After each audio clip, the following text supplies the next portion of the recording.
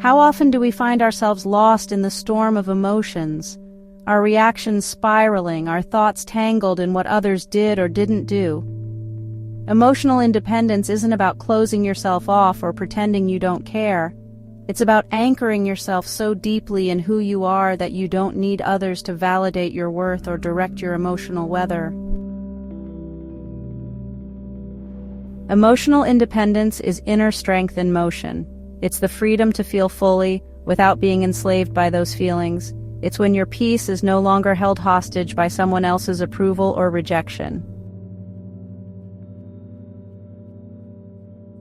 One of the oldest pieces of wisdom that applies deeply here comes from Sun Tzu. If you know the enemy and know yourself, you need not fear the result of 100 battles. But what if the enemy isn't someone else? What if it's miscommunication, unspoken needs, or even your own patterns of emotional reactivity? In relationships, whether romantic, familial, or platonic, this principle is gold.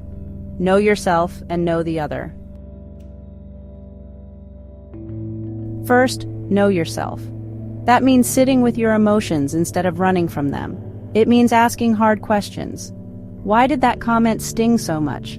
What fear is hiding underneath my silence or anger?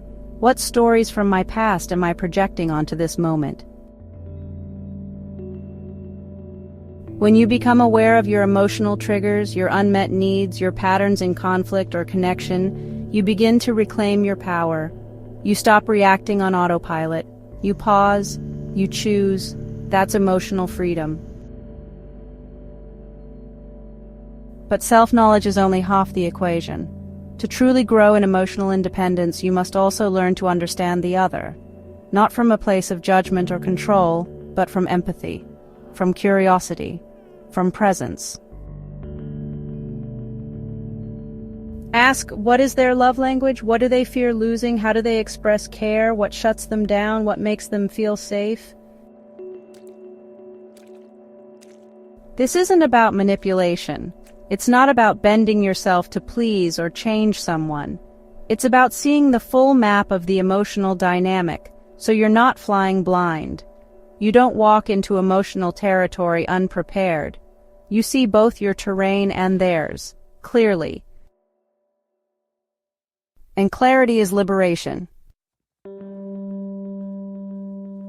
Imagine being in an argument.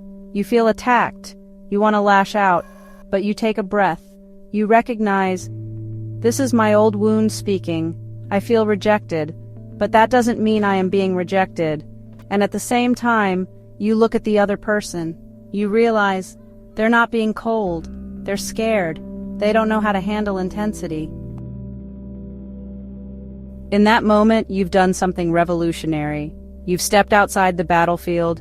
You've become the strategist, the peacekeeper, the one who holds space for truth without collapsing into reaction. This is emotional independence. It's not detachment. It's connection without enmeshment. It's love without losing yourself. It's being fully in the experience while still rooted in your center. Inner strength doesn't mean you never get hurt. It means you don't run from pain. You hold it. You learn from it. You let it shape you, but not define you. And emotional freedom isn't about not needing people.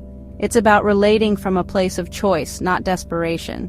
You choose who to let in, how to respond, what to hold on to, and what to let go. You stop playing emotional tug-of-war. You stop expecting someone else to complete you. And that's when real connection can begin. When two whole people meet, not to fix each other, but to each other, to grow, to love with depth and honesty. So today, ask yourself, what do I need to understand about myself that I've been avoiding, and what do I need to see in the other that I've been too hurt to recognize? Because once you know both, you no longer fear the battles. You navigate them with calm, with clarity, with courage. That is the path of emotional independence. That is the power of knowing yourself and knowing the other.